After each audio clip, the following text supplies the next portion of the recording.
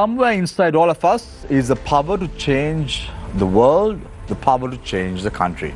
Good evening and welcome. This is Face the Nation. Our topic of discussion today is the road to elections 2025. Joining us this evening on the show are Dr. Ruvaiz Haniffa, mayoral candidate from the SJB for the Colombo Municipal Council, Damitha Wickramasinghe from the Sri Lanka Pulajana Peramuna, as well as Nuwan Bopage from the People's Struggle Alliance.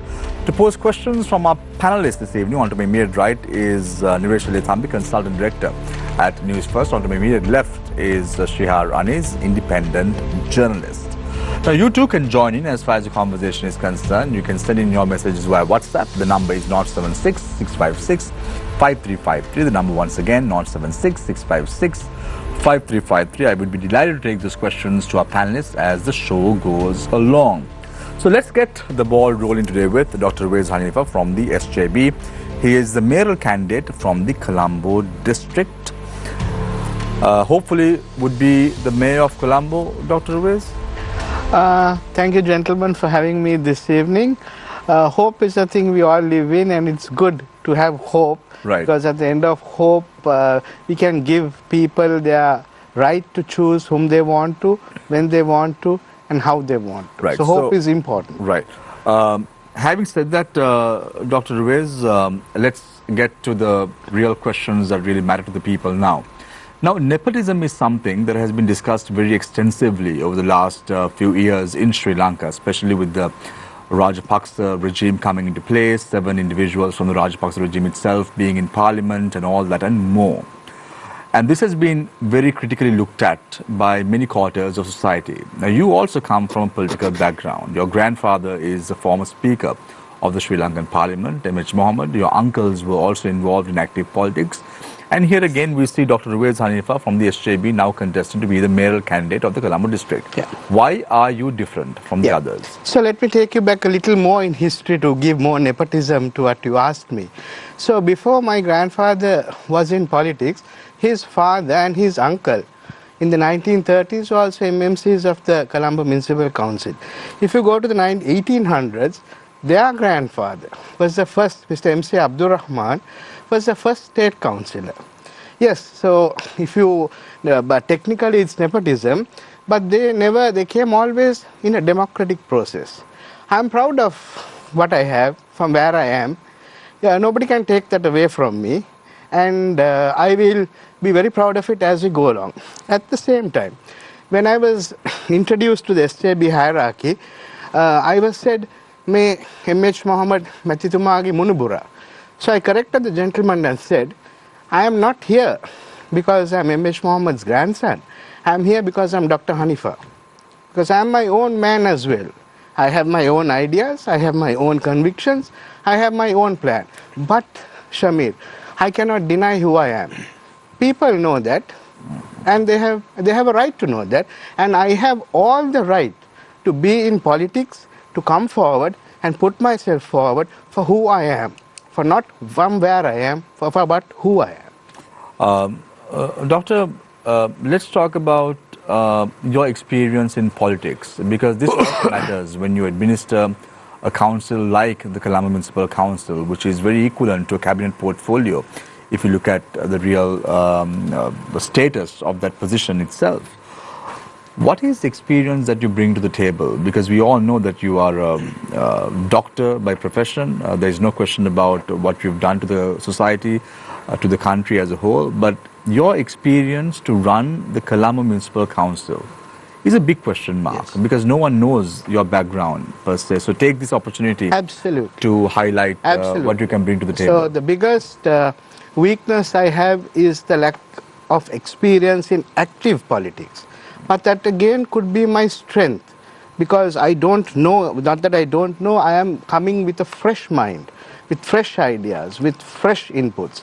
But having said that, like you quite correctly said in the nepotism question you asked me, I grew up in an absolutely political household. which is today also open, tomorrow also will be open, and will be open even in the future for our voters to come in and come out. I have seen my grandfather's, uncle's victories. I have seen their defeats. I have seen their build-up. I have grown up with the voters in my area. So that is the inactive part of politics, which is observation and learning. I think one of the key things in learning is not being taught, but being observing, experiencing, and then putting those experiences into action. Having said that, This is not a school, is it? it is not. It is a. We need someone who has experience to lead. Absolutely. I'm just coming to that. Council. So I have in the background served from the time of the UNP in its committees of policy, in the SJB since its creation 5 years ago, in its health committees, in its national integration committees, and so on. In fact, in the UNP, I would like to tell you, I was involved heavily in its reform. I don't think there's anything more political than that.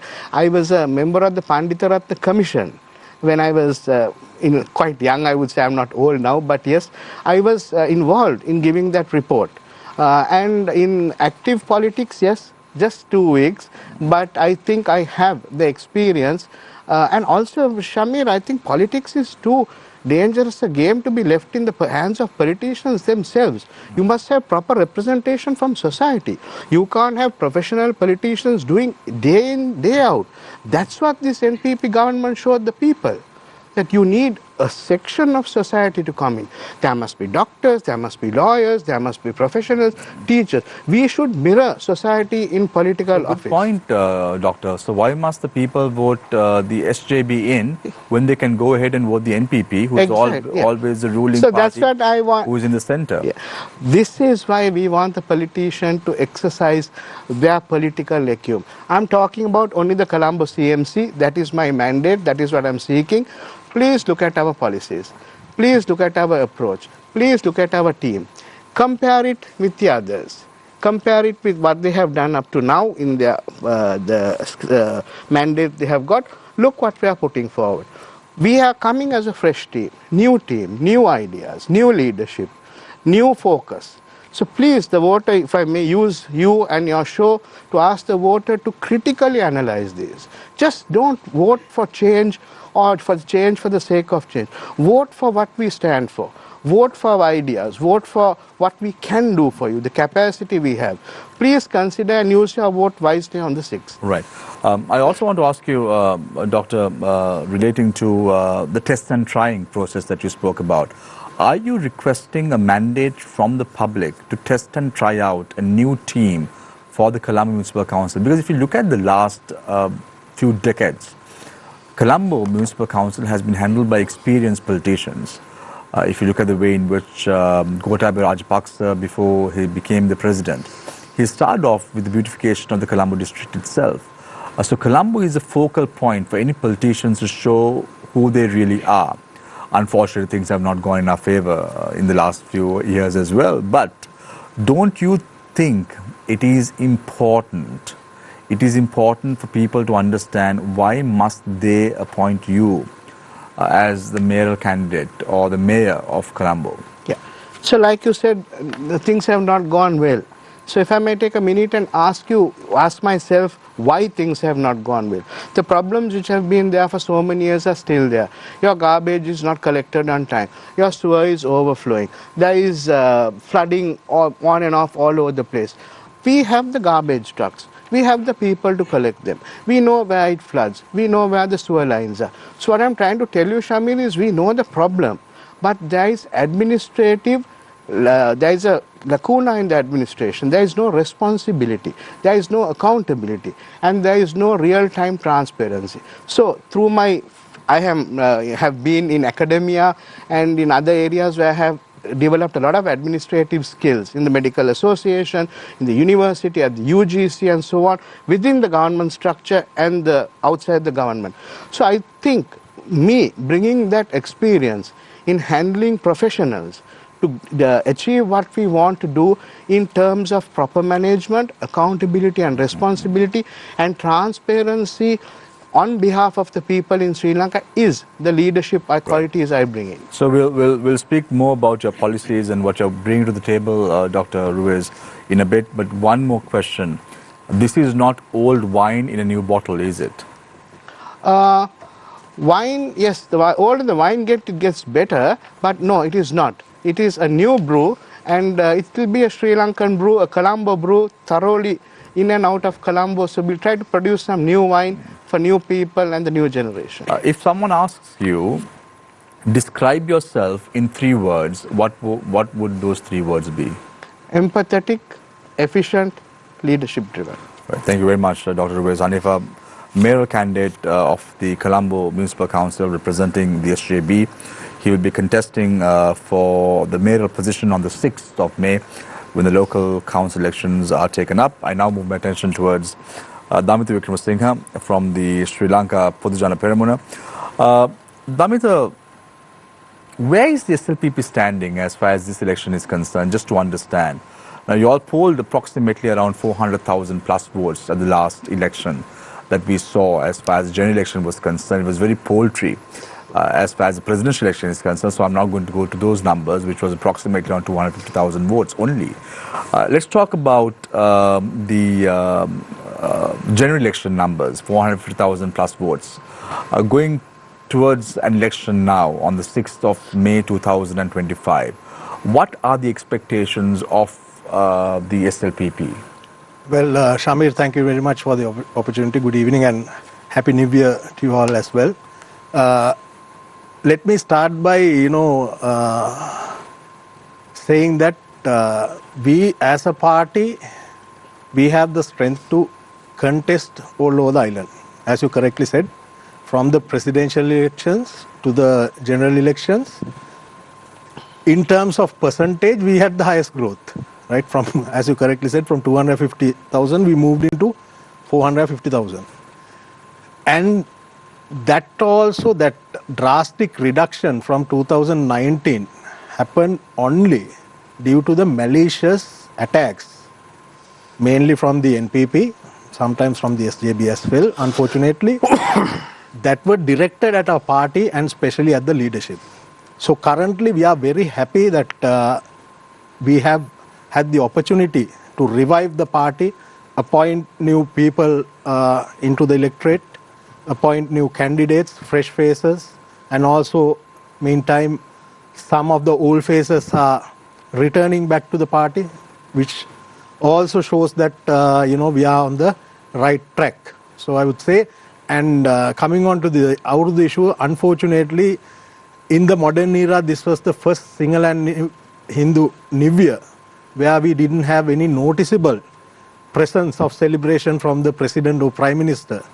And as a party which believes in traditions, which values traditions, I think that should also be in concern to the people. In terms of the numbers, let's talk a little bit about the numbers, Damitha, for us to understand a little bit better as to where you all stand at the moment. Because in 2018, you all polled a resounding victory at the local government elections, which went up to more than 40% from the 8,327 members who were supposed to be taking their position at 340 local government bodies. Just for us to understand, tell me what are the expectations? I want in terms of numbers. Well, Shamir, I won't be able to give you a number offhand due to the fact that, in terms of percentage, terms of percentage also, I don't want to jump the gun because of the simple reason we are coming after a resounding defeat, right? As you correctly said, in 2018, we won the local government elections. We won about 60% of the councils, maybe more. And also afterwards, we won the presidential elections resoundingly with 6.9 million votes. And then we went on to win the parliamentary elections.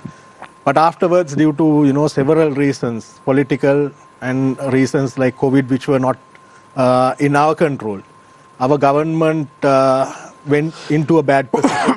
And as we all know, we were punished by the electorate. But now, that same electorate is realizing on the malicious lies as well as on the inefficiency of the NPP government. I'll give you a good example.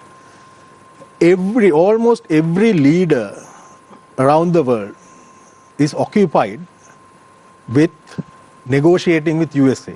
As you know, due to President Trump's new tariff schemes, all the nations of the world are in a dangerous place. So almost all leaders, including the Prime Minister of India, they are either in discussions with the USA or they are in discussions among each other. How to, approach this new challenge. What is our leader doing? He is running around the country canvassing for Pradeshi Sabhas, right? And only after the tariffs were imposed, the NPP government was like looking in what to do, right? Whereas other governments all over the world were preparing during the US election campaign itself. Right. So, Damitha, for us to understand a little bit about where the SLPP stands now, we spoke about the 2018 elections. 2009 election was a resounding victory for President Gotabaya Rajapaksa, then defeats after defeats. What's the bitter lesson that you all have learned over the years about elections? Well, Shamir, we have understood that the politics of the country has changed, right? Conventional politicians' way of operating will not suit anymore. I won't say that you don't need any experienced politicians, but you have to have a fresh approach, like Dr. Haniffa said. And that particular changes or the changes within the outset is happening. As you can see, our now party leadership has taken a backward role, and the national organizer, Namal Rajapaksa, is driving the party forward. And also, like I told you before, we are very much optimistic that we will have a better showing in this election than the general election. And we are very much looking into the future, because if you look around, there is no visible leader to take the country forward once this NPP government, falls into its place. Very quickly, Damitha, for me to understand, for my knowledge and for the people's knowledge, we always ask questions that are relevant to the people and the public. Where is Basil Rajapaksa? Mr. Basil Rajapaksa is currently in the US with his family. That has been his ritual. After any election cycle, he goes. After every defeat, he goes out. No, not only defeat. In 2019 also, right after the presidential election, he left. During the general election, he was not in the country. So that's his ritual. After any election, whether it's a resounding victory or a defeat, it's his, as a private citizen, it's his right to, It's not that he's scared that he will be imprisoned. I don't think so. I think he's coming back in May. That's what he's coming. No, he's coming back in May, as far as I know, because he was supposed to come back about 3 months ago, but I think he was not well, so he was hospitalized. So in May, I think he's supposed to be back in Sri Lanka. Right. Thanks a lot, Damitha Wickramasinghe from the Sri Lanka Pulajana Peramuna. I now move my attention towards Attorney at Law Nuwan Bopage from the People's Struggle Alliance. Nuwan, over the years, many have learned a lesson that policies need to change drastically if you are to win victorious, and that is something that we've learned from the NPP. The far left attitude of the JVP was transformed in 2019 as a result of that. Few years after, they were even able to gain power of the presidency in the country. Ruvaiz became the leader of the president of the country. If you look at the general elections, 159 members, the first time ever in the history of Sri Lanka that such a big number has been gone to a ruling party. Change of policies. How important is it for the People's Struggle Alliance also to look at a change of policy, a change of heart at this election? Policies in the sense, of course, time to time political movements have to change their strategies. But the policies you can't change like that, because as far as the world politics is concerned, there are two segments. That is, one who's believing in socialism, the other segment is believing capitalism. So FSP is basically party which believe in socialism. So we believe the entire system should be changed towards the socialism. That is the only solution, that the concrete solution that we could give. So what is the basis of that? Because entire world, the running policy of the entire world is capitalism. What happened to the world? Social disparity is so high, the environmental disasters are high, the completely balance of the earth is drastically going down, everything depend on capital, everything depend on profit. As a result of that, the majority of the countries are suffering from poverty. The few countries only could control in the entire world, dominating the entire world. So that is the capitalist system. That is not a successful system. So we are believing new system should be substituted instead of capitalism. For that only we are doing politics. In doing that politics, as you correctly pointed out, time to time we have to change the strategies. What happened to JVP, in order to get the power, they have completely changed their policy towards a neoliberalism. Now they have to face the repercussion of that. So that's why now, there are videos are now circulating what the president said before the election. Now what he is doing. So when they couple it, completely different. So why these things are happening? Because when you change your policies with the ulterior motive of get the votes, ultimately you have to face the repercussions. So as a party, even we break from JVP, what we said, we firmly believe a socialist system. We are working for that. At this juncture, people might not satisfied with our strategy, so they are not believing socialism. But we believe this crisis will inculcate certain things among the people. So you're saying, so Nuwan, you're saying that people are not ready right now to accept what you all are bringing to the table. If that is the case, why must they appoint you all to any councils for that matter?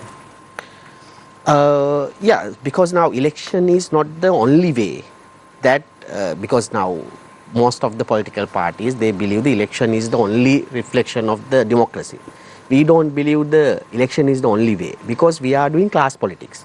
Whoever in the power, whatever we are doing our politics to defeat whatever detrimental policies bring in by. So why are you contesting if you all don't want? If you all think that elections are not the way forward? Election is a good platform. Election is a good platform. You all can always do whatever you all are doing on the sidelines. You all can hold protests. You all can oppose whatever matters come into play. All that can be done just leaving outside and let the big boys fight for top positions in the councils and parliament. No doubt we are doing politics to take the power. There's no doubt about that. So election is also one part that we can get the power. So we are fighting in that platform as well. Simultaneously we are using that platform to bring this discussion to the table. What is the most society which can give equal to the society? What is the system that you could annihilate the social disparity? And what are the elements of socialism?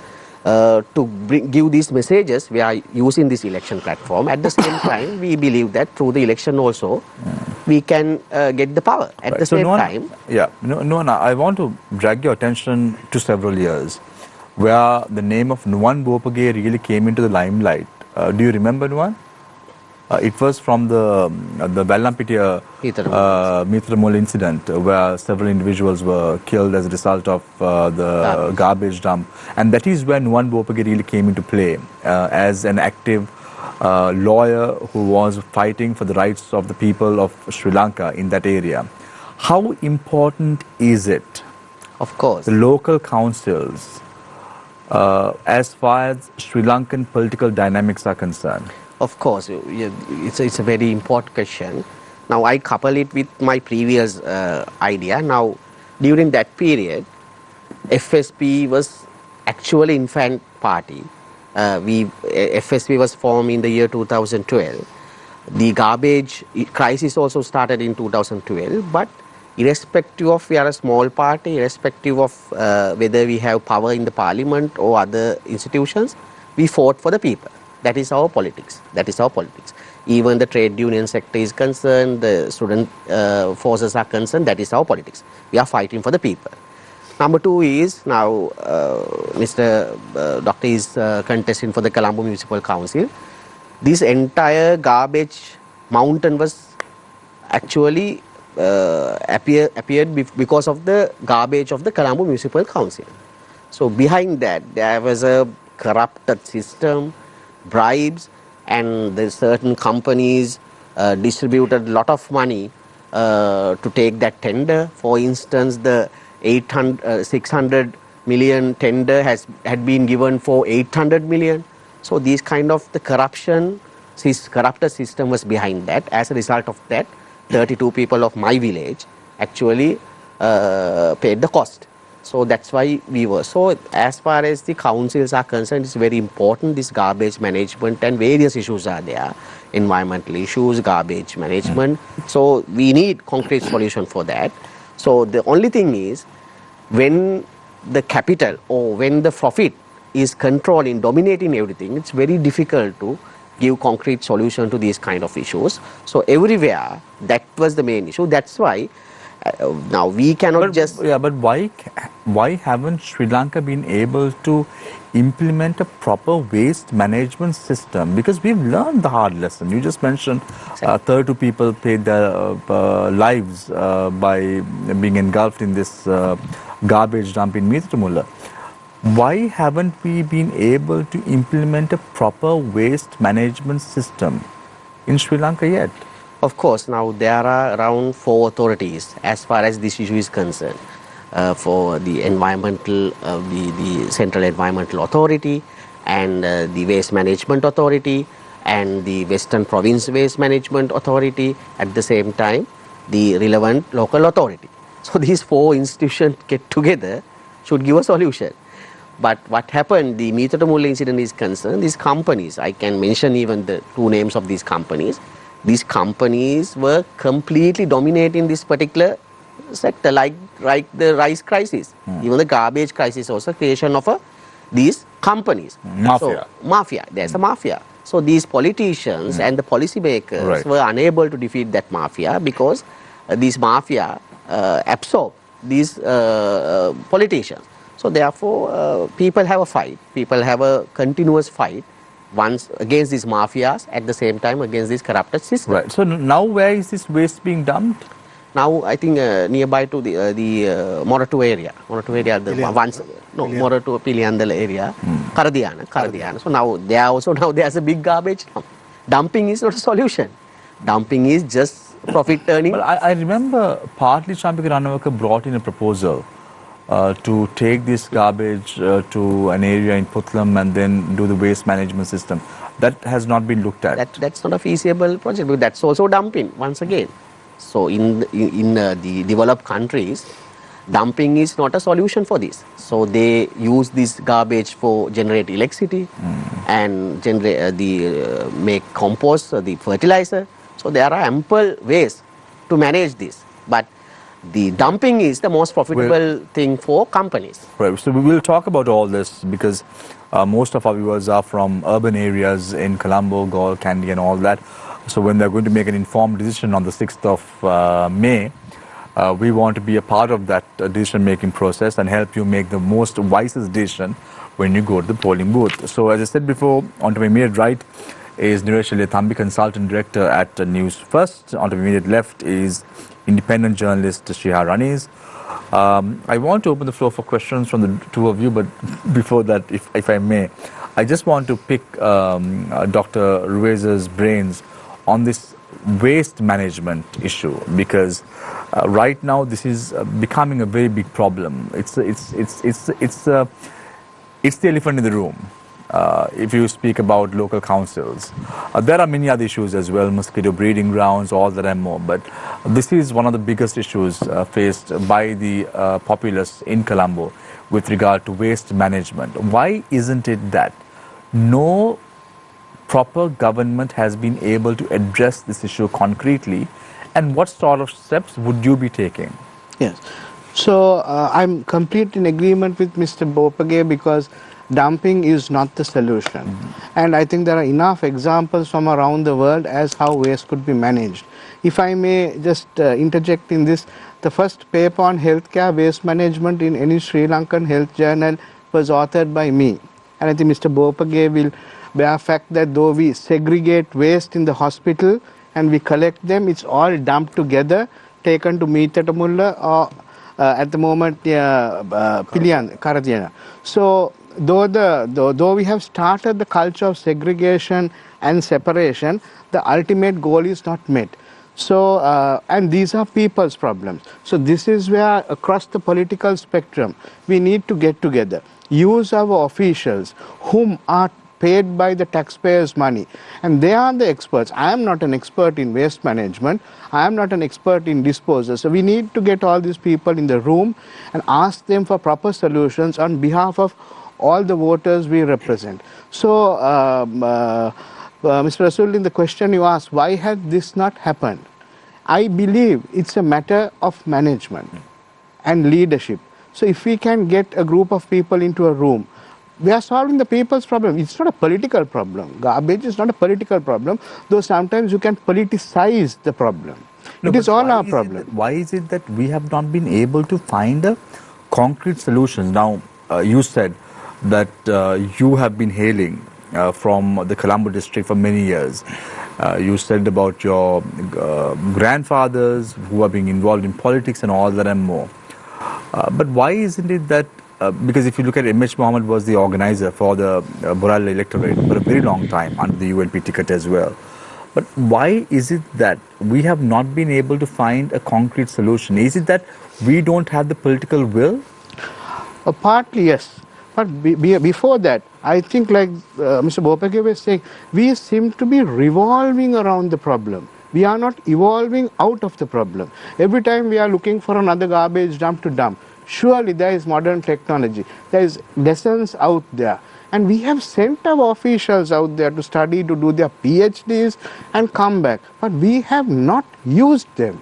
My question is, to me myself, is how do I devise a system when we are elected to harness those expertise, harness those ideas and bring all together and work on behalf of the people to find solutions other than dumping in, like you said, I think Putlam or somewhere. Dumping is certainly not the solution. You know, garbage out of mind is not out of sight, you know. Because if you look at it, Dr. Ruvaiz, when this Mitra incident took place, many study groups went to countries like South Korea, which is one of the best countries in terms of waste management in the world. There are many other countries like Germany and Sweden as well. But why haven't we done anything about it? Because the UNP government was in power between 2015 and 2019.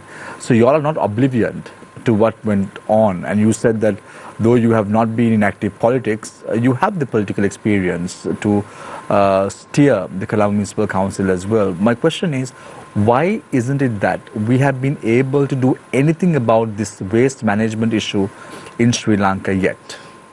You gave the answer yourself. It's lack of political will to solve a problem on behalf of the people, for the people, by the people elected to do so.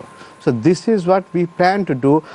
We have some proposals in our system about using technology. Those are very, very cost-intensive technology to be introduced, but I think we can find the money. Let's talk about one of those technologies so the people are aware of what they're going to do on the 6th. Yeah. What's the technology? So let me take an example. My electorate is Dakunu Colombo, the Boralla South, and we have a lot of watu, gardens there. So in those gardens there are a lot of waste produced, and some of it is absolutely compostable.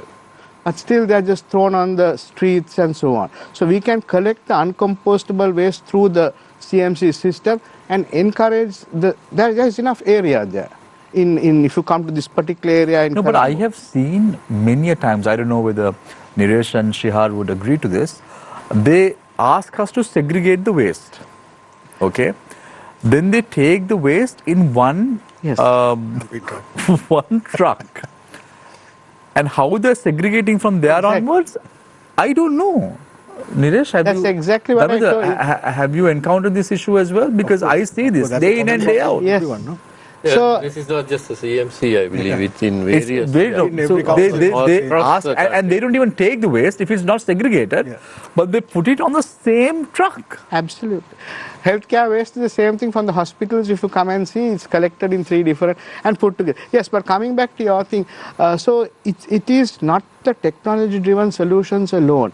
We need to change people's attitude, their culture about being more sensitive towards environmental issues and how they contribute. And we have to create, that's what government is all about, create the platforms once the attitude is created to enhance and to solve these problems using technology with the people. So recycling, is it being done as we speak in Sri Lanka at the moment aggressively?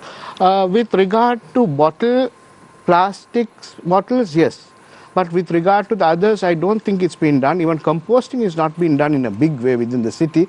And I think we produce tons and tons of it a day. So I think we must come out collectively across all political lines, a solution with our experts to solve this problem. And I totally agree with Mr. Bopage, dumping is not the So solution. you say that devoid of all political lines, you all have to get together. Yes. Right, Dr. Ruvaiz? To solve this problem. Right. So my question is, what if you all get a simple majority at the local council elections and the SLPP gets the other bulk of it, so you all can get together and form a council unitedly? Would you resort to that? I think that will be a decision for our party seniors to take at some point of time. But I don't see any hindrance to that. They are also working on behalf of the people of Colombo to solve the Colombo people's issue. We are also working for the same agenda. I'm sure Mr. Bopage's party is also doing that. So we wouldn't have any issues in working together to solve the common problem of the people in the city. Is that something that the SLPP has on their card? Shamir, that matter is to be decided at the Politburo and by the leadership. But of course, we are open for any options. Why not? For the betterment of the country. So that is an option. That's my personal opinion. But the Politburo will decide whether. Why haven't you all fielded the candidate from the Colombo for the Colombo Municipal Council? Well, our policy is not to field a mayoral candidate or deputy mayoral candidate in every council that we contest in. So I mean that's also was a decision taken by the party leadership and the Politburo. Thanks, Shamir. I'll start with Damitha, who said the SLPP was punished by the electorates, right, in the last few elections because of the past, and you brought this false information or fake news by NPP, spread by NPP. But there was a reason for that, right? Have you basically corrected those, the reasons why you were punished? Well, I will say that some of the reasons we have identified. What are they? Basically, we were unable to face the the conspiracies that were coming from outside and inside. That was clear inability shown by the leadership, especially former President Gotabaya Rajapaksa.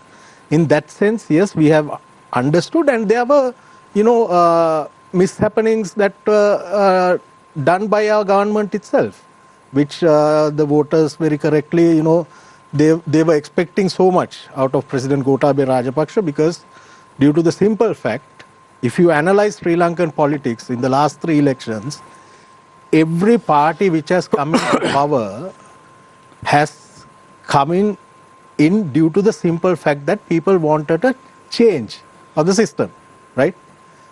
May it be the 2015 election or the 2019 election or the previous 2024 election, the main, I would say, desire of the voter was to change the existing system.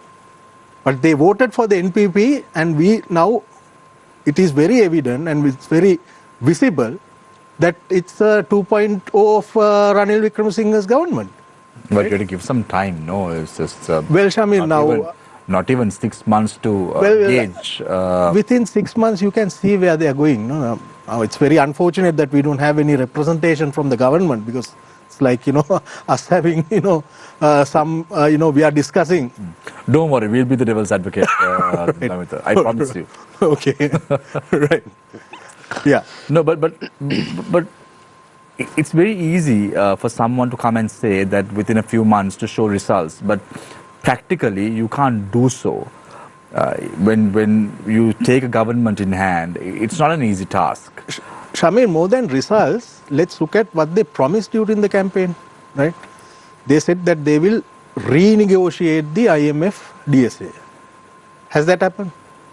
They said they will, especially President Andukumara Disanayaka during the campaign said that Mahinda Siriwardana and Dr. Nandalal Veerasinghe should be put behind bars. Have they been tried, or have they been at least asked to go from their positions?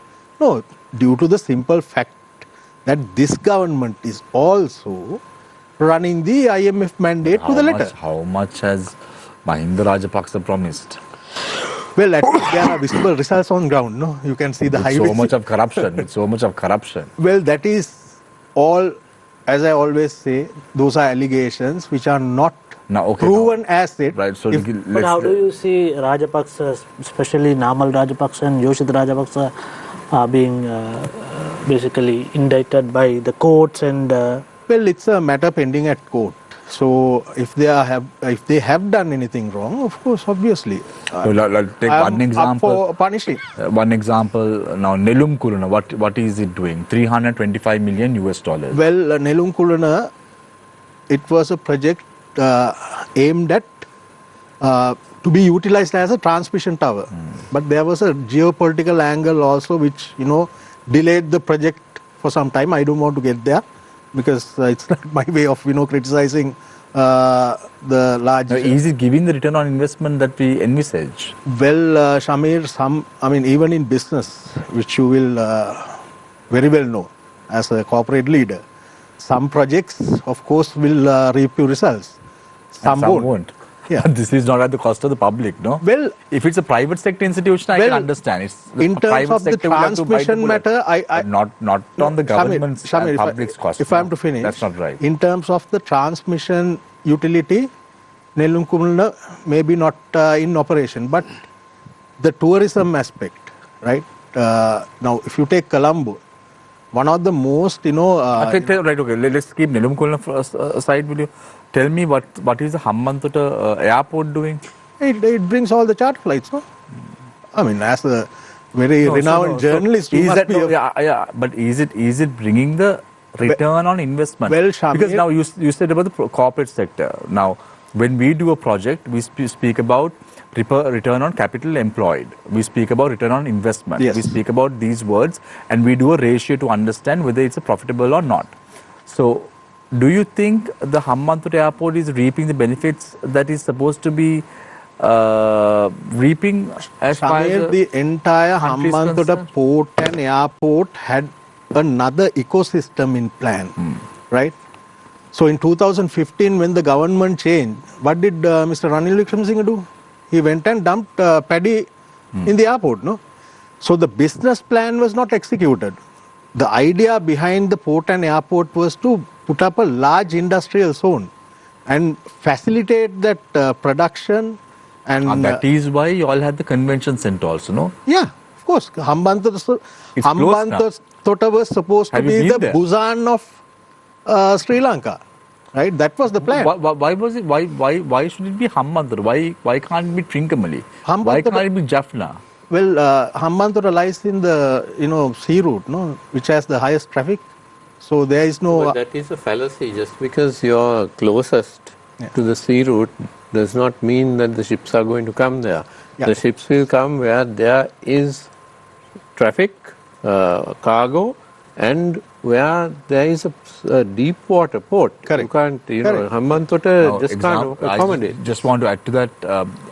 The ships that are coming to Hambantota port are forced to come to the port to anchor the vehicles that are coming in. There was a business plan behind all these projects. Unfortunately, in 2015. Where is this business plan? It's on the internet. Pardon? It's on the internet.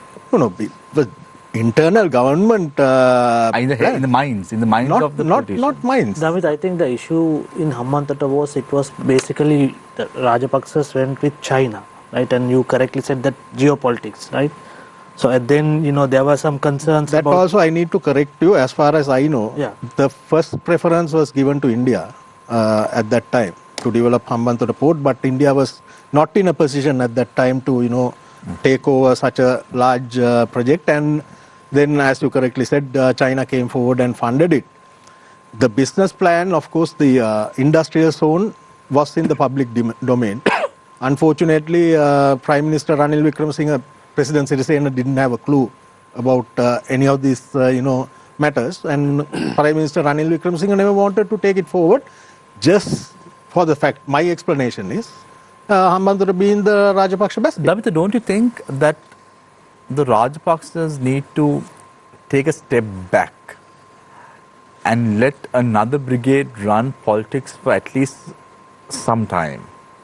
No. Just so that they show a strong signal to the people of Sri Lanka.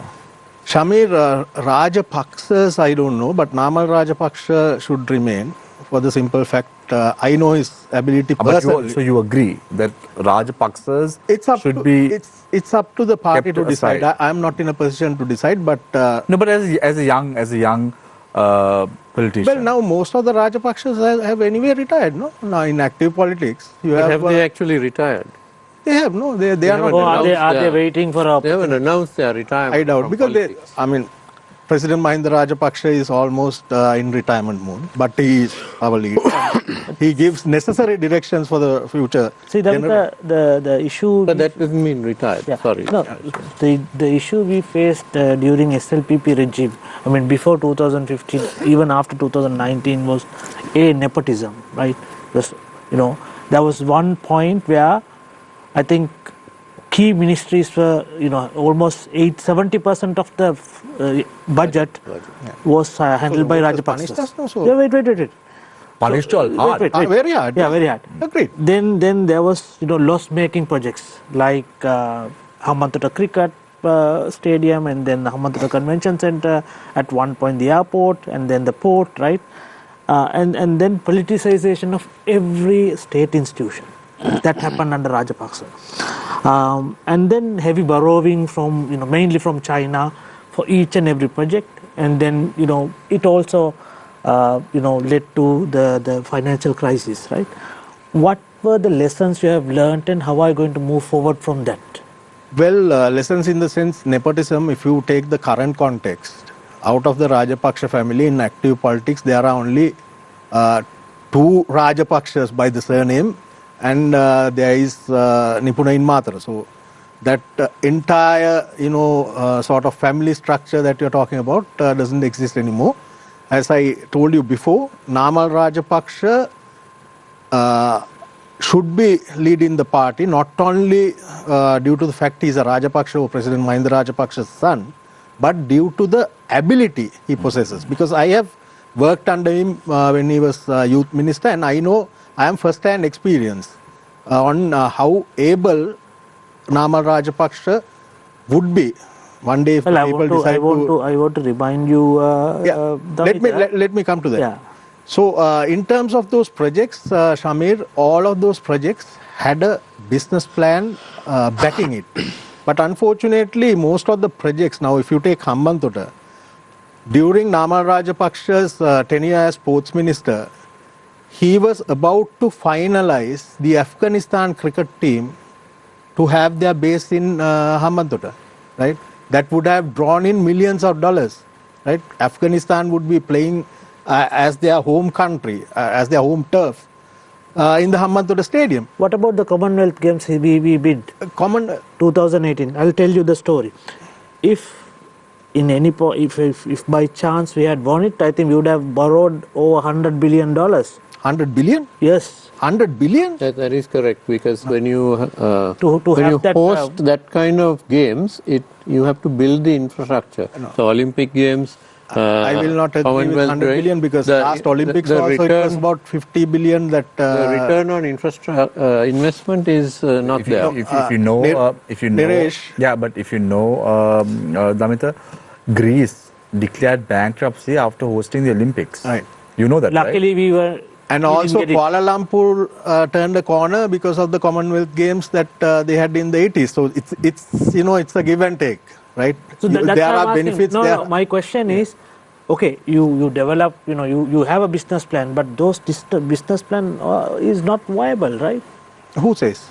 I mean, Why did China take over the port then? Commonwealth Games. Why did China take over the port? Why Because is it there was- attention for Mattala? Yeah. There are countries which I don't want to openly disclose, which are looking to take over the airport Right. and run it.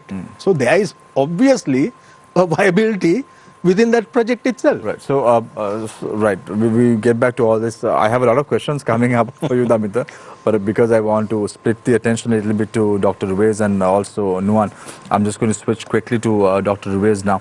Dr. Ruvaiz, this is yours? Summary, yes. This is yours? Yes, that's the summary of our full state. So, you have gone through all this? Yes, yes. So, if I ask you a question, you can answer Yes. without a problem. Right. So, my first question to you on this document. You say that you all want to make a clean Colombo. And then you all say 24/7, 365 days, cleaning teams will be deployed in Colombo. Yeah.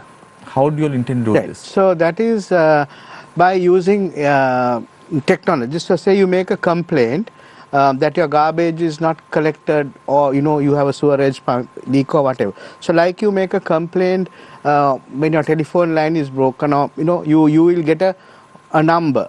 You will get a number, and they will give you a reasonable period within which they will act. Maybe we'll have to discuss that depending on the services available. And if you are not serviced within that period, then the council will be liable to, there will be some KPIs introduced as to why that was not happened. So this will be like This is not something like power. Now, if there's something related to power, let's say there's a breakdown in electricity, or so we want to model that, like the something water of that board and sort, the then we CEB. can understand 24/7 teams could be deployed. I'm trying to figure out what's the practicality of this. Well, we want to, like we say, cleaner city. That was really meant for the sewer system. Garbage, it's not an emergency, but yes, sometimes it could be rather irritating. So we want to introduce that type of a platform. So that's what we mean. We want to introduce, like I said, you make a phone call, you get a number, you can refer that number back again. Now you have to give a call, then somebody takes it down, they note it down. So we want to bring some technology into this so that you can have a follow-up, responsibility and accountability about your complaint within a reasonable period of time. I'm not saying it's going to be, you just call and somebody turns up and clears your garbage or cuts the branches of your tree. But during a reasonable period of time, we want to introduce that type of a system into Colombo. So you also mentioned in this pointers that you want to make Colombo full of employment opportunities. Yes, very much so. And then you all say that you all want to open a counter, and youth would be registered, Yes, and job based bank, on that, yes. job specifications would Yeah. be made available to youth. Yeah. Sri Lanka is currently facing a problem with jobs Exactly. in the state sector. Yeah.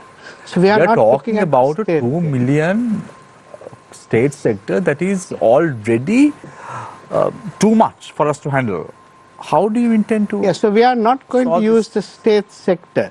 So for example, we want to empower people. For example, you take a youth in Colombo. There are so many multinational corporations, including yours in Colombo, in that where you're near the Nuwan Sports Club, I forget that area. Slave Island is just close by. So we want to negotiate with the private sector and get Colombo residents. Now, if you see Mr. Rasuldin coming into Colombo, You can call me Shamir, by the way. you get loads of buses and trains bringing in people out of Colombo. So are you saying that Colombo based companies only have to hire Colombo No, based? not at all. Not at all. We are saying give them a chance, give them an internship, give them a 6 months trade, just empower them. So you may. No, but that has to be Dr. Ruvaiz, there is no free meal in the Absolutely. private sector. Absolutely. It doesn't happen like that.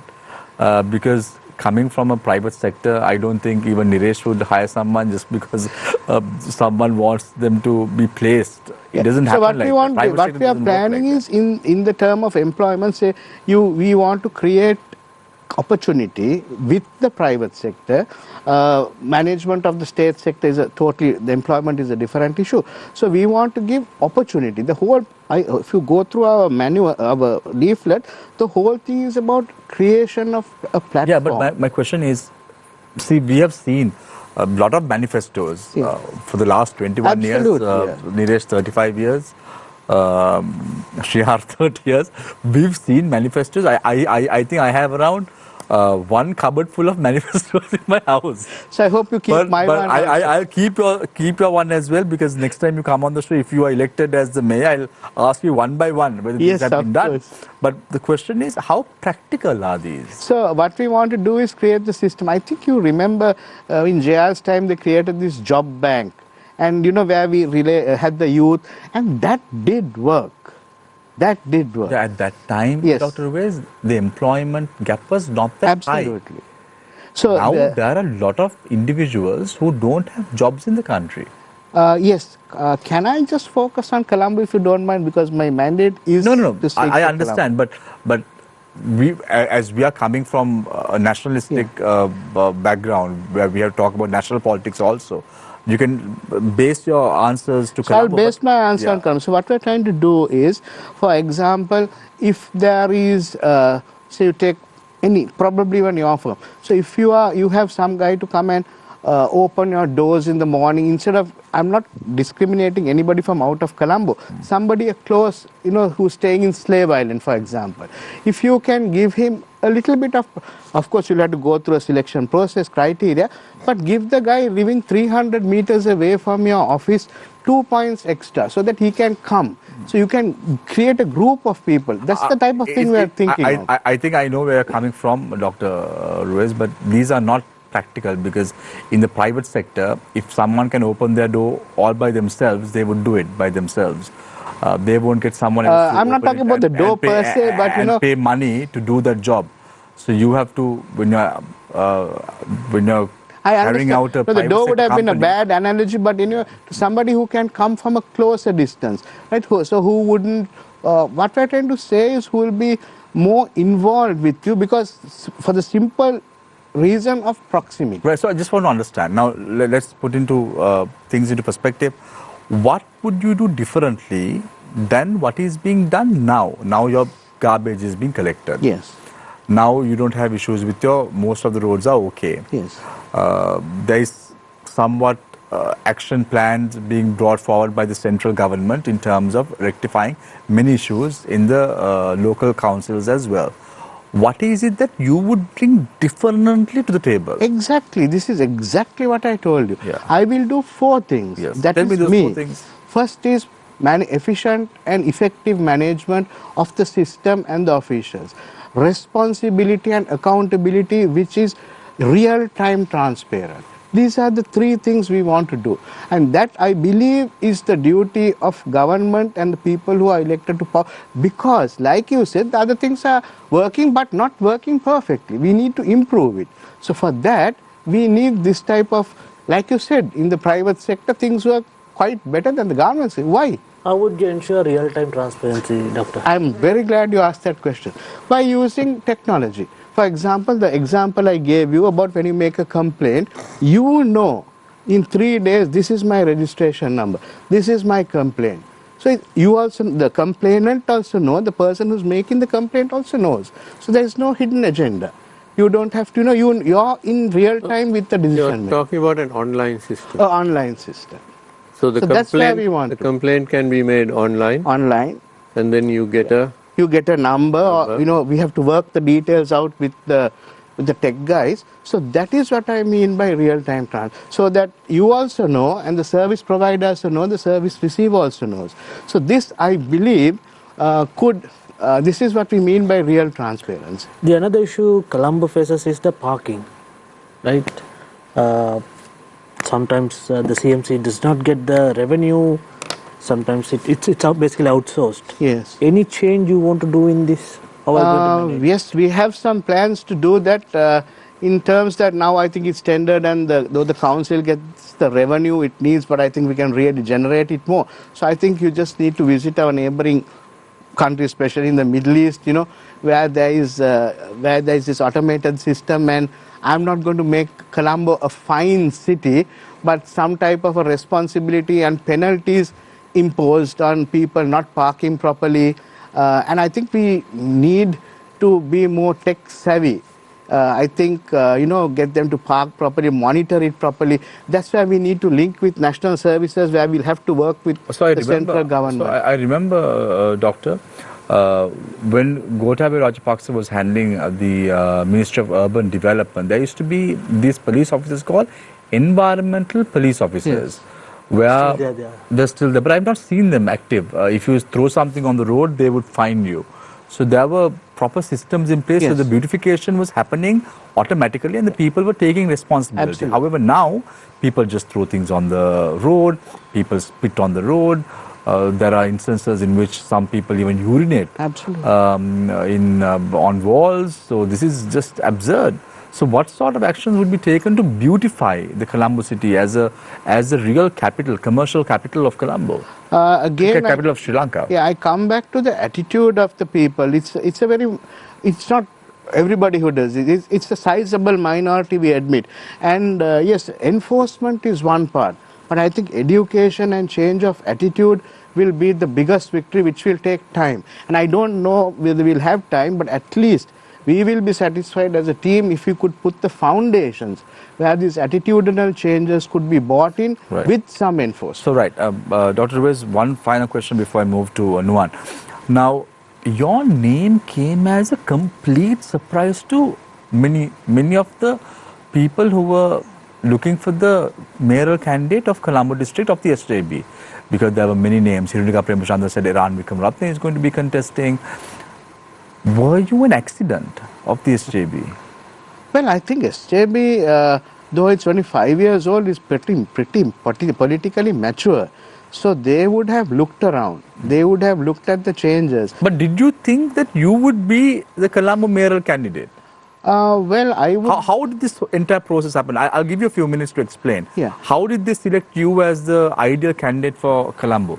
I didn't have an idea actually, because I was in the academia for my entire life actually.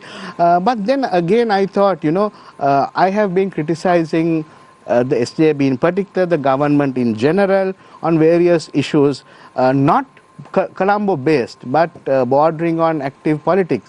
So then I was thinking, listen, I'm always writing this, I'm always complaining, voice is not heard.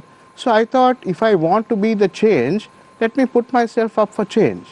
And I, of course, didn't ask for the mayoral So position. this is your idea to become the mayoral candidate of Colombo? No. So I think the party, there was, like you very rightly said, there were a selection of excellent people in there. So probably for some reason, I do not know, we had to go through a process of a presentation and so on and so forth.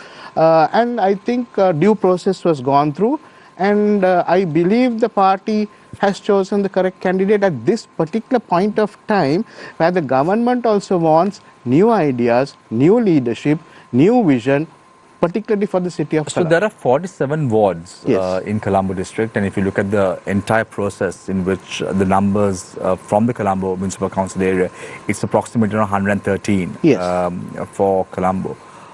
Are you cognizant about the candidates who are from your party in these wards? Because yes. you'll be having a team at the end of the day.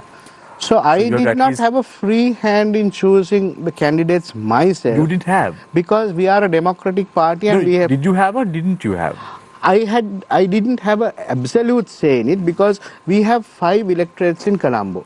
We have 5 electoral organizers. And as I said, as I was new to politics, I didn't know the micro level, because this election is all about who is known in the village. And I cannot be expected, because I'm just 2 weeks old in Colombo, know who is the best candidate for, say, Batahira Colombo, or, East. No, we don't expect you to know all the Yeah, candidates. so because now there are 159 members of Exactly. parliamentarians. Bimal Ratnayaka said he doesn't know half of them as well. So we are not expecting you to know Absolutely. all Our But just to party- understand, yeah, our did you party- have any hand to select any of these members?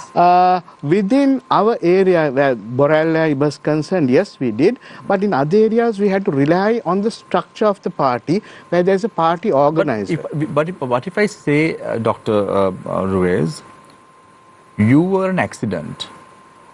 The SJB didn't have any mayoral candidate from Colombo. They just had to plant it on someone, and that is where Dr. Ruvaiz Hanifa, nephew of M.H. Mohammed, Grandson.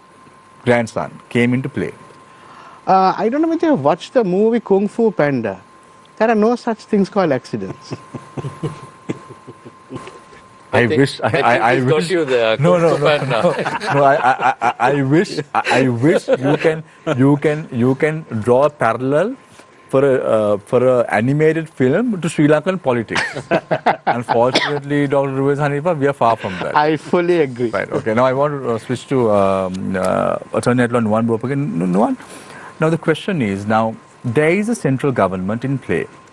Let's say hypothetically your party is able to create some sort of a magic, and you all are able to establish the councils by yourselves. How would you all work in tandem with the central government?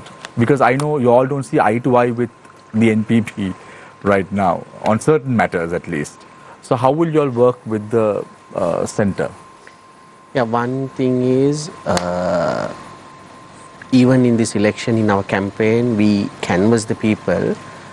This election, you should be able to give some sort of message to this government, because people had a lot of good aspirations. The defeat of SLPP and SJB, the traditional political parties, is a victory as far as the people are concerned. Still SLPP was unable to find a leader other than Rajapakshas. You can see, at least they were unable to respect the people who chased them out.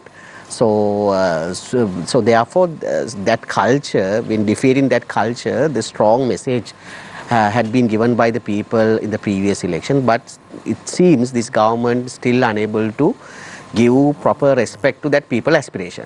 So when you give power to parties like us, throughout fighting for the people, throughout fighting to get the maximum out of the mandate, it's a good message to this government. You are going on a wrong path, derail everything and go in the direct path, correct path. The other thing is, of course, the local authorities are concerned. Each and every local authority have their own income generating mechanism. So using that, we can resolve most of the issues. So even the Colombo municipal is concerned, the income is far high. So even the other authorities are concerned. It's a lot of money. Yeah, for instance, now when we were in JVP, we got the power of Tisamaharam. So that Tisamaharam council was able to collect those income and do certain things inside the local authority without support of the central government. Likewise, these local authorities are concerned, their own income generating system. So using that, we can do certain things. At the same time, of course, certain areas concerned, you need the support of the central government. For instance, the Colombo always, most of the areas now with the, what we call with the control of the central authority. So therefore, you have to work with the government in collaboration of certain projects. So in order to do that, of course, the government, even though the government is ruling by a different party, they cannot deny it. Even in the Colombo municipality, garbage management is concerned, around 1 million people come to the Colombo day-to-day work. So from all over the country. So central government also has a duty regarding the waste management is concerned. So with the central, so if the government cannot say, since now as I heard there is a statement of the president, they are going to fund the local authorities only that NPP get the power. I think that has been distributed by several MPs among the people and asking people to vote for them. So that's a very bad, I think it's not a proper way to canvass the people. Of course, the central government has to work together with these local authorities, and they must have their... Do you think the president is having any doubts in his mind that they may lose? Of course, I think people are highly dissatisfied with the certain decisions taken by the government, especially the foreign policies are concerned, especially the certain agreements signed with India without informing the people, without informing their 159 members, without informing the cabinet. So most of these agreements are detriment to the people. So at the same time, the IMF intervention. With these things, people are actually worried about this government. I think the government also should forecast that. We haven't seen any agreement from India, and I mean, it's only a speculation, right? Why do you say, I mean, nobody has seen this agreement so far. So why do you say that it's detrimental? Nobody has seen means, of course, there's no way to see. I think I wonder even the president has seen this before signing. So who has seen this? Of course, that's the issue now. You see the statement of the government. President never said that it has been submitted to the cabinet and parliament. And Mr. Tilwin Silva said Eranga Gunasekara, one of their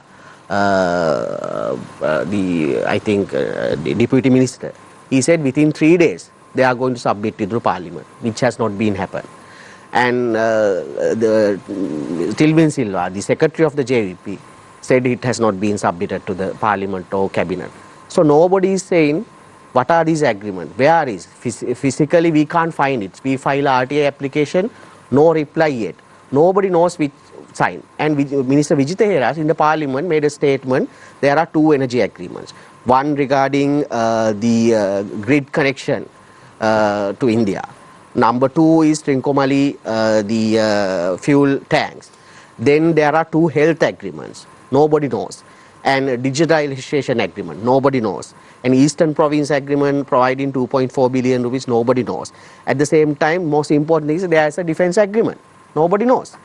So physically, that has not been in the possession of the parliament, in the cabinet. So most important thing is, when Ranil Wickramasinghe was going to sign this, there are direct statement by the president. They are not, they are totally against, they totally oppose this Trincomalee agreement. And they totally oppose to connecting the grid to India. Even I appeared there, the Electricity Board New Act. Mr. Vijitha Herat was one of the petitioners who challenged that act. But Nuwan, what I want to say, even the digitalization is concerned, they were totally against this digital ID with biometrics. But the same thing what they are doing, at the same time they were unable to produce it to parliament or the people. Nuwan, wait. Now, if the JVP or NPP was against all those agreements, right, when they were in the opposition, there should be a reason why they are agreeing now, right? So, wouldn't it be like, they are good for the country? Why still, everybody sees India as, one of our enemies? Well, this is a part of the expansion and the colonization of India. So, I would say it directly because now India had given us $4 billion during the crisis. Using that, they are blackmailing the country. That's the simple reason behind that. So Sri Lankan government was not strong, and actually they didn't have proper plan, especially regarding the economy, to get rid of this crisis. Therefore, now they are under the hand of India. So that is the reality. So India is using this opportunity and signing all these agreements which will be benefited to India, because India is but now... Nuwan, if you look at it now, when Sri Lanka was bankrupt, tell me one country that came to rescue Sri Lanka. We didn't have, even Ali Sabri, the Minister of Finance at that time, said we only had $20 million. If not for India, Sri Lanka wouldn't have been in this place today. So we have to give some credit to India, no? We can't just of course, isolate them and say, guess what, they didn't help us, so let them be in a corner. So nothing comes, I told you before as well, there's no free meal. There will be some sort of advantage that they are looking at as well. Of course, giving credit is something else. Selling the country is something else. So of course you should give credit. Being the neighboring country, they supported at the crucial juncture. So we should appraise that, we should appreciate that. But in the guise of that, can they invade the country by signing defense agreement, by signing this kind of the energy agreements?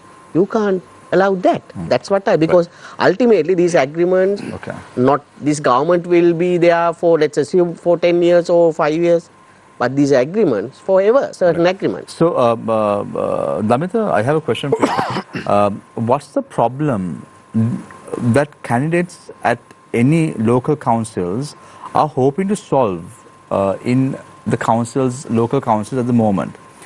Now, if revenue is down in any company, it's a problem of the private sector company itself.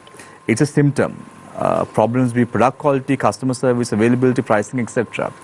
What do you think must the candidates address at local councils?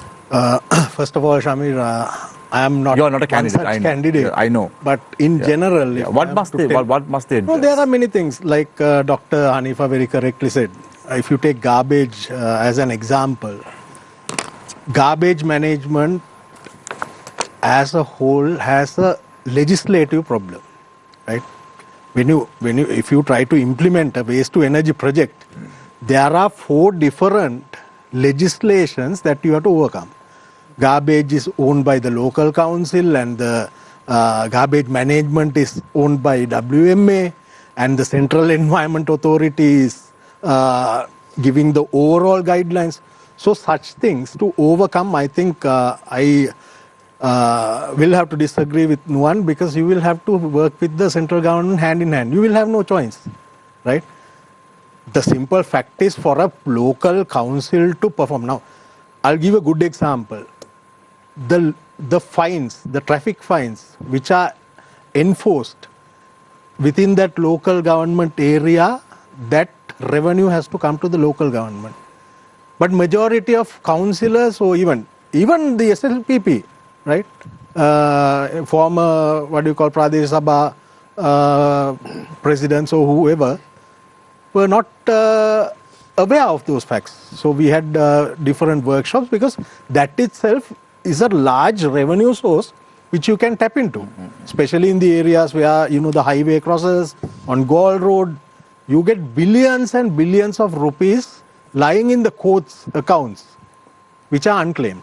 So that is one area where you can look at. And also, within their mandate, how you can promote tourism within your area. How can you promote homestays? That's where the world is moving, right? Now you don't get, luxury tourism is always there, but you get high net worthy people who are willing to experience the local flavor of a country. So those are several areas that you can look at. Yes. Dr. Ruvaiz, now your manifesto speaks a lot about taking on the current problems of the city of Colombo, which are the perennial problems. 30, 40 years ago, garbage was a problem, drainage, and so on. But what is your vision for the city of Colombo for the future? Because Colombo is a very forgettable city. There's nothing great about Colombo. When you look at, you remember, I'm not even talking about Western countries, I'm talking about Asian cities. You remember Dubai, you remember Kuala Lumpur, Singapore, Bangkok, New Delhi, Chennai, you remember those. Because of the personality, because of the infrastructure. What about Colombo? Yes. Suresh, I'm fully with you. So that's where we developed our tagline. I'm glad you asked me that question. We want to make Colombo a Satutim Pire Puravarayak, a happier Colombo. Why do we want to do that? Exactly why you said. Your garbage is not collected, you're unhappy. You're stuck in traffic, you're unhappy. Your sewerage line is overflowing, you're unhappy. Trees are falling all over you, you're unhappy. Tourists coming into the city, we have such cultural diversity within the city, we are not accessing that. So we thought my entire idea of getting into this is to make the voter of Colombo a proud resident of Colombo. So to do that, like you said, Nilesh, it's not easy. These problems have been there. So like Shamir also said, garbage, we have the trucks. The garbage is there. We have the workers to collect it. We have the supervisors who are doing it. We have the supervisor who is supervising it. We have the council who is supervising it. So I believe in my hearts of heart that this is a matter of political will and a matter of management, and also not to put the blame entirely on the management, we need to get the people also on our side. That's what we want to make the voter of Colombo a proud resident. So he could be as proud as in Dubai or in Chennai or in Delhi. So to do that, It's a holistic approach. It's not solving the garbage problem per se. It's not, I know when it's a local problem in a garbage collector, it's no joke. And when your drainage line is overflowing, yes, but it's local, but it's a system approach we want to take. No, I can give a classic example, Doctor, with regard to this garbage collection, right? There are instances in which the garbage is not collected on time. Yes. In Colombo Municipal Council, I'm telling you, in that area, in that locality. And then it rains. As a result of that, there are mosquito breeding grounds. And then who do you have? Then you have health officials coming in, PHIs coming in, and putting fines on those companies or those residents saying that the garbage has not been removed. Absolutely. So who is at fault? Exactly. This is where we want to have accountability and then they ask for a bribe. Then they want some money to be paid. Exactly. And may I add, that is for the taxes you're paying for them to come and collect to do their duty. So I don't know. And if any house or any company collects more garbage than usual, what happens is if you don't pay something to the garbage collector, he doesn't come and collect it. Exactly. That's These what are I'm the real saying. problems faced by the citizens I am of born Colombo and bred and raised and still live in Colombo. I face the same problems you face. I face the same problems with my drainage, with my garbage, and so on. So I have a personal interest in solving this. Not perhaps for your benefit, but at least for my satisfaction as a citizen of Colombo. But the problem is, Dr. Ruvaiz, now, your family has been in politics for some time. Yes, so they and you all have not been able to address those problems today. So this is the issue. I cannot be held responsible for others, what the good they have done. Now look at this. Now look at this properly. You have yourself here, Dr. Ruvaiz Hanifa, and then you have Sajid Premadas's face here. As the party leader. And then you have MH Mohammed's face as well. Yes. So because I am contesting from Borel, and he has been the. If you come to Vanathamulla and see the transformation he made, I think you cannot use any criteria to deny. No, the problem but is, the point is, I want to make that I cannot. I am not him. I am not him. You are not him, but you have his picture on the Of leaflet. course. Then we come into this building, we see not this building, other places, we see pictures of many other people. So that's my preference to put in, and I take full responsibility for putting that. No, but initially when you started off, you said, I don't want to be looked at as the grandson of MH Mohammed. No. I did not say that. I said I'm proud of being his grandson, but I'm his own man. Doesn't say that.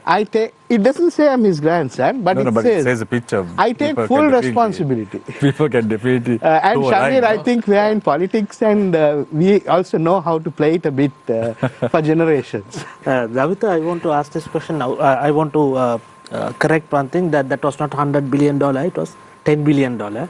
And then the Chinese Olympic cost $40 billion, right? Yeah. My question is, like, how are you going to build up from where you are now, the SLPP?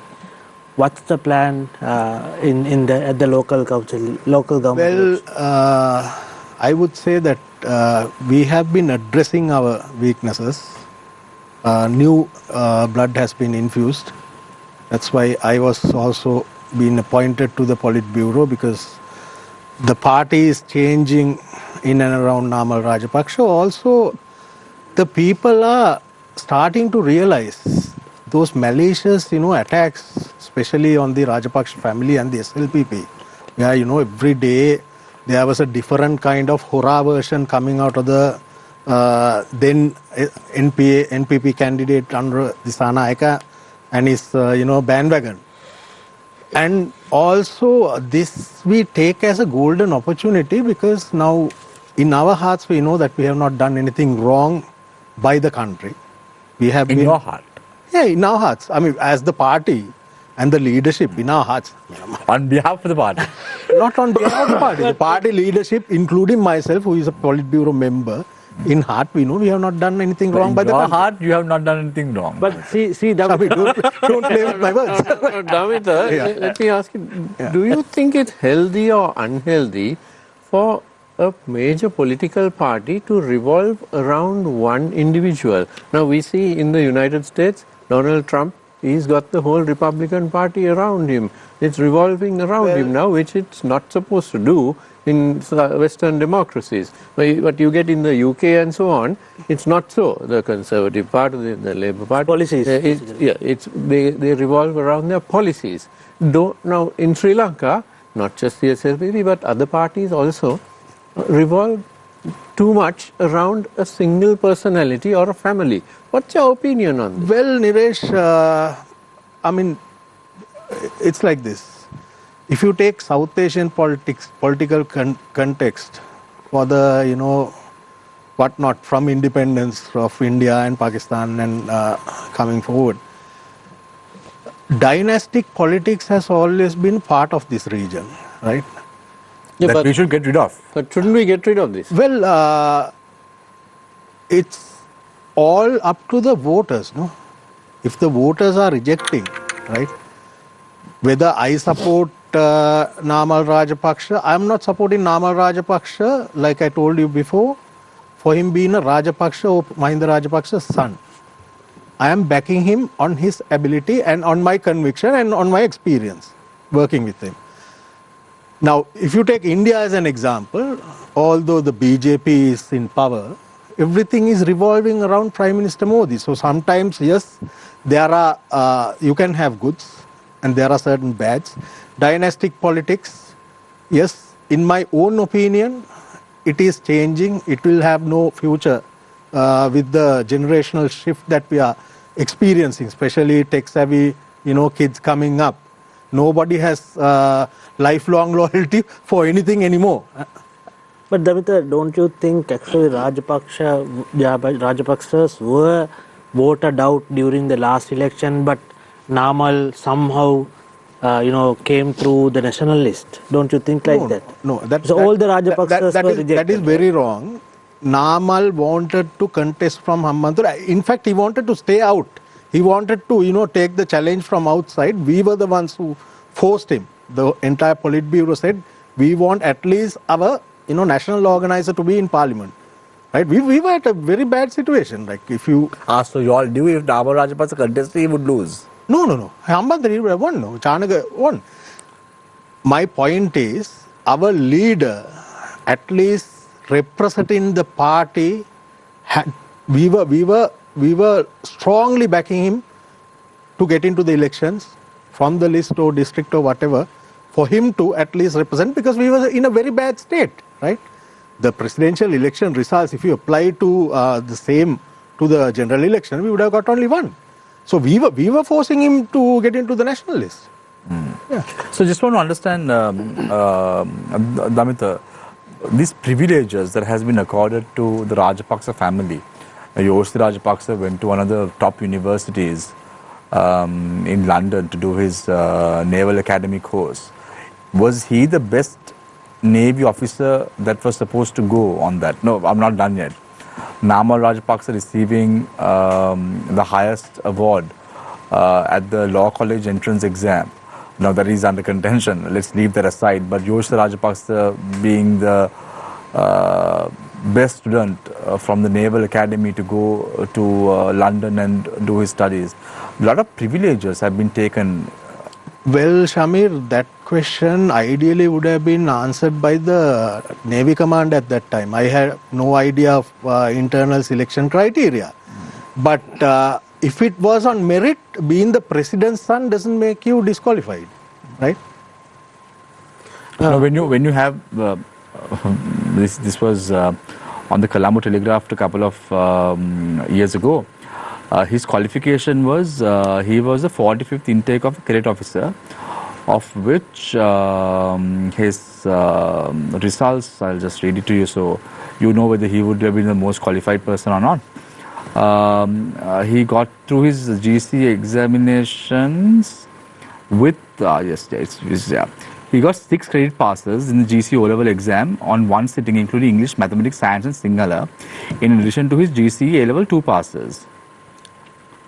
So he was the best student to go to... I'm not aware about his results, so the authenticity, I'm not aware. And also, I must tell you, I represent the Sri Lanka Podujana Peramuna here. I'm not on behalf of Yoshitha Rajapaksa. So I think I have the right to refuse.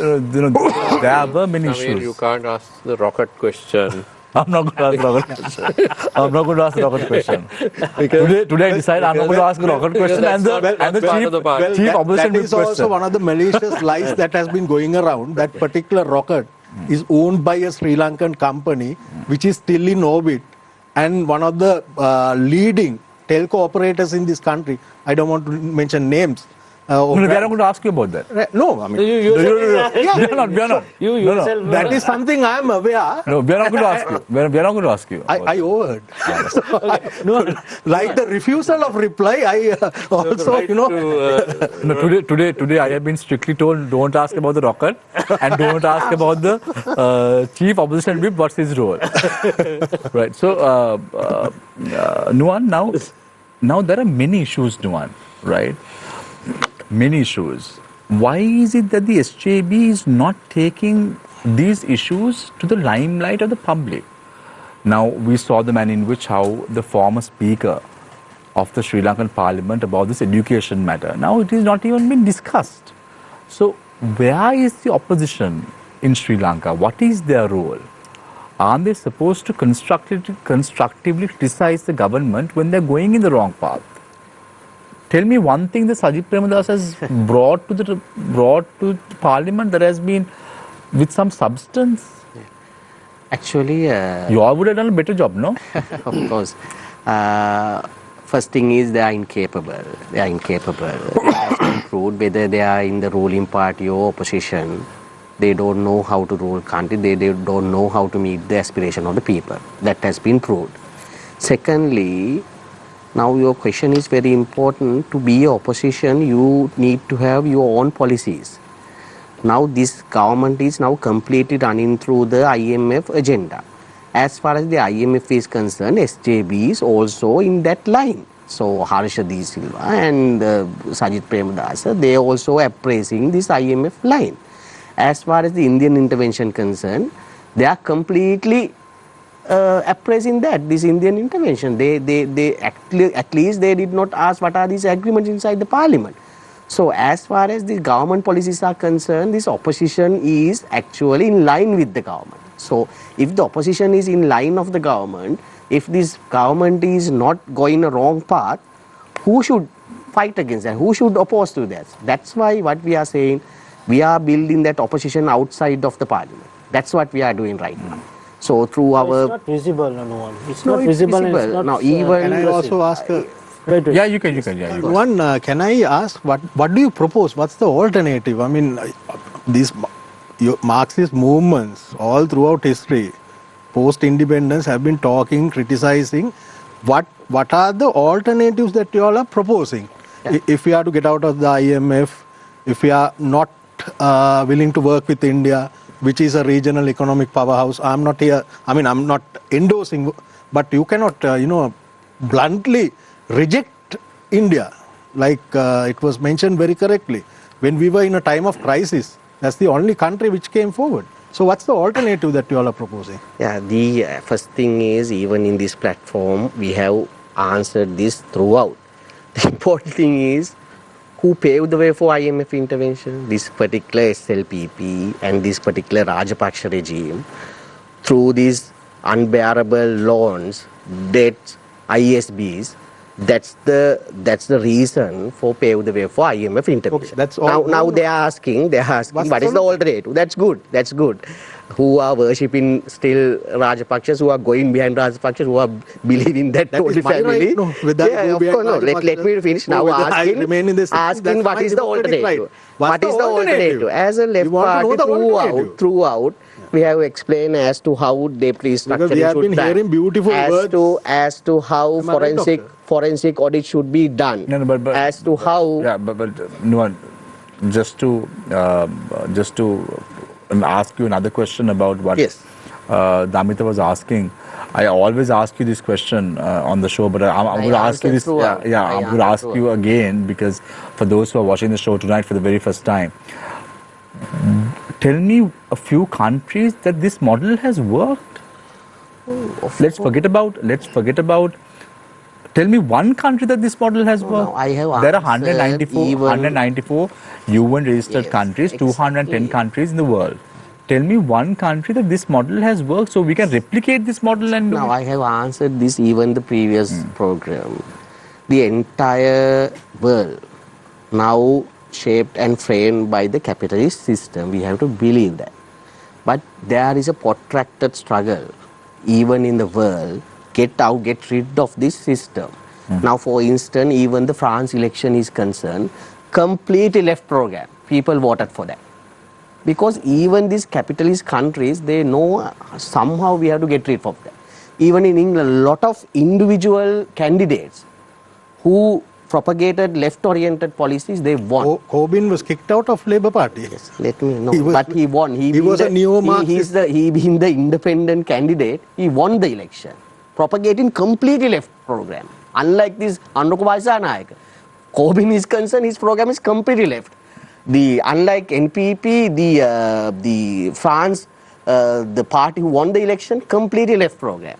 Throughout the world, there's a wave. But now, But we have to wait and see whether that works. Of course, in Sri Lanka also. No, but there is no country in the world that this model has worked. But yet. people are struggling, people are fighting, political movements are fighting to get rid of this capitalist system. But not Now, the as far as majority, Sri Lankan crisis is concerned, most of the, now for this public education system, public health system, even the Scandinavian countries, all these systems are they grabbed from the socialist concept.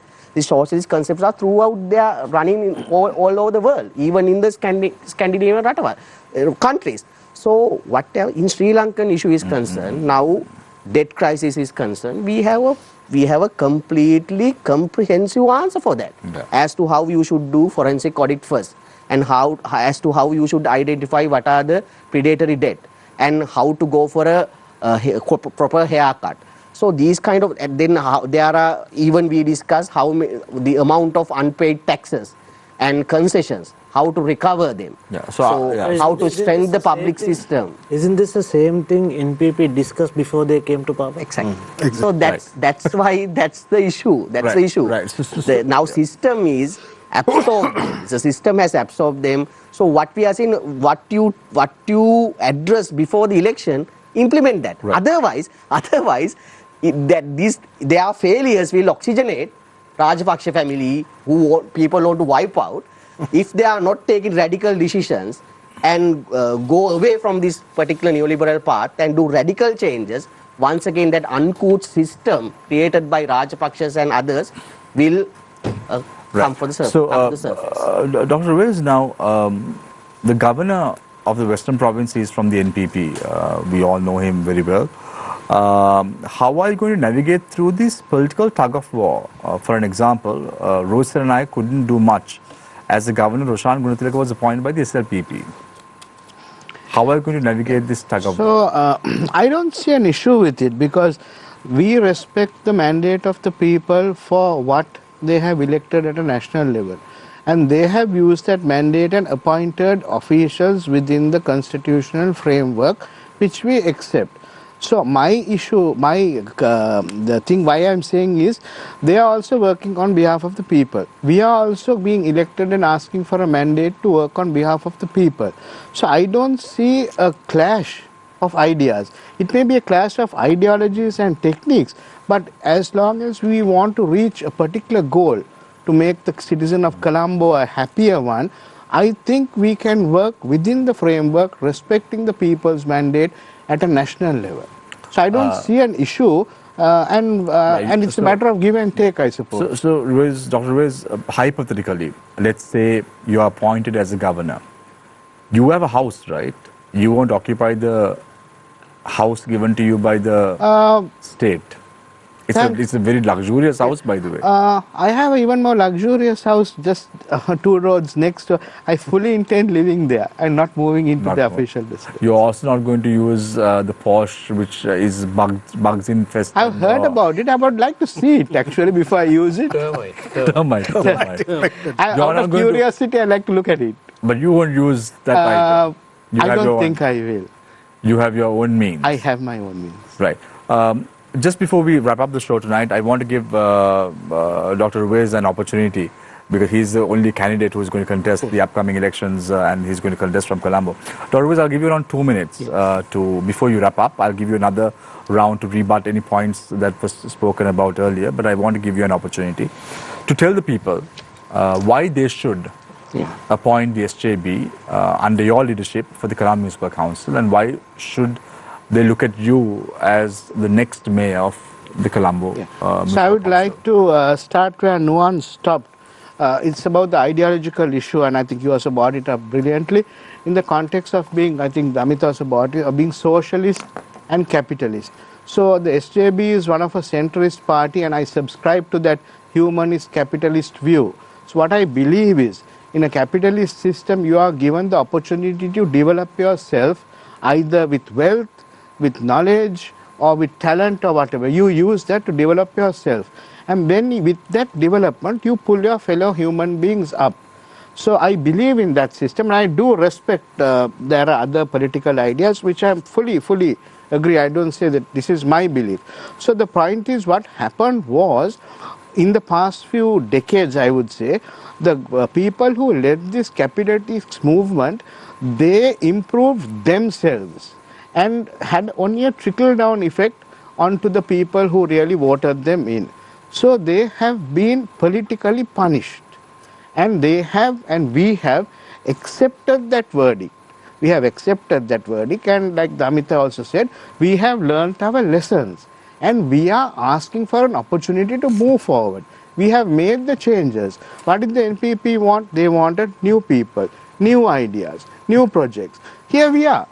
So within the SJB, I am the change which the people have wanted and which the NPP is demanding and which we are giving. So I am putting myself forward. Do not vote for me. Look at our manifesto. Look at the NPP manifesto. Look at our competitors' manifestos. Look at our ability. Look at our capability. Then decide. That's my only message to the voter. I wished Dr. Ruvaiz, you only had your picture here. Would have made a big difference. Don't you think so, Nilesh? But anyway, we need to wrap up. So I'm going to give 3 minutes each for each speaker to sum up as to why their parties should be elected or emerge victorious at the May 6th elections. Let's start off with Attorney at Law, Nuwan Bopage. Yeah, even the President Anna Kumar Dissanayake and certain cabinet ministers in this election campaign, what they are saying, if there is a party or movement far better than them, vote for them. At the moment, the only movement that people could vote, people can trust is NPP. So answering that, there is I think that there's a rationale behind that. Now people are searching for a movement, far better movement, who can fight against IMF propaganda, IMF agenda. So whatever far better movement should be a movement fighting against IMF. At the same time, now people are searching for a movement to fighting against Indian intervention, against these invasions of India. Since the NPP is in line of that, NPP is completely under the rule of the Modi and Adani, now there must be a movement, far better movement, who could fight against India. And at the same time, the very pretty issues like rice mafia, whoever fighting, now actually these rice mafia, the mill owners were able to surrender the government. There must be a far better movement can fight for this kind of cartels. So we need a movement like that. As far as the existing opposition and the so-called Rajapaksa's policies are concerned, they are completely pro-IMF, completely pro-Indian intervention, completely for these cartels and mafias. Therefore, they cannot be substituted in the room of the NPP. The whatever movement at the moment fighting for the people, standing for the rights of the people, and fighting against the IMF intervention, Indian interventions, and this capitalist system is People's Struggle Alliance. Therefore, what we are asking from the people in this election, give that strong message. You vote, give your vote for in front of the umbrella for the People's Struggle Alliance. That is the only way that you can give a strong message to this government. If you are going in a wrong path, we are ready to change even this government, and as you are saying, to build a far better movement than you. And I think we invite people to give that message in this election. Yeah, Damitha Wickramasinghe. thank you. So basically, as the only center-left alternative which is available in the country after the NPP, we are very confident that time to come, with the inability and incapability and these malicious lies that have been, slinging at us by the NPP government, people will very soon realize how badly or adversely those things affected not only the SLPP but the country as a whole. And also, as a party, we believe in democracy and also being open to the world. We don't believe in, although we are left-leaning party, we believe in dealing with the world, dealing with India. And very recently, our national organizer was also invited to the Rising Bharat forum in India. And we are proud to say that he was the only young politician selected to represent Sri Lanka in that forum, and he very correctly gave out our policies. We are open to the world, we are open to investment, but we are also same time protecting the interest of the country. And in this election, we are expecting a very visible growth in terms of our vote share, and in time to come, we know that certainly we will be the only alternative for this NPP government. And the next presidential election as well as the parliamentary election will be decided by those 6 million votes which are always left-leaning. Dr. Ruvaiz, Haniffa. Thank you, my colleagues and the panel. Let me localize this because I am here for a particular reason. So we are also at a juncture of a very particular part in our democratic journey within the Colombo city, and if I might say even in the country in the future, with this local government elections in Colombo and all over. So like Nuwan and Mr. Damitha both said, I think the people must use their instinct, their knowledge, their direction, where they want to go. Their aspirations must be met through whatever political system or party they choose. So again, my plea is within the city of Colombo or even in wider, look at the policies we have put forward, look at the leaderships we have given, look at the direction we are going, and look at the consistency in direction we have taken with regard to our economic policy, our educational policy, our health policy, and of course within the city, our local government policy. With that, I would very much urge the voter, please use your vote carefully, but use your vote. Don't waste it. Thank you very much, Attorney at Law Nuwan Bopage from the People's Struggle Alliance for joining us this evening on the show. Damitha Wickramasinghe from the Sri Lanka Podujana Peramuna, as well as Dr. Ruvaiz Haniffa from the SGB, the mayoral candidate for the Colombo Municipal Council. Dr. Hanifa, we wish you all the very best. Thank you very much.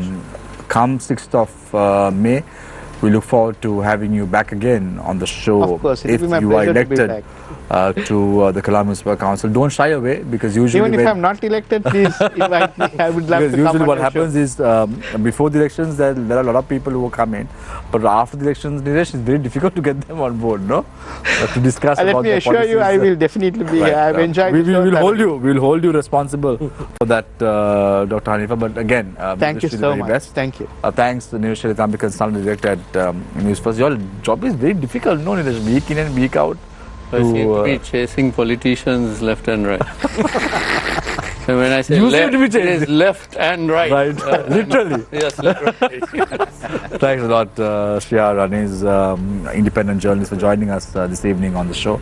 I leave you tonight with a quote, as I always do. The vote is precious. If you're thinking twice whether or not to go to the polling booth, this is for you. The vote is precious. It's almost sacred. It is the most powerful non-violent tool we have in a democracy. Take care and good night.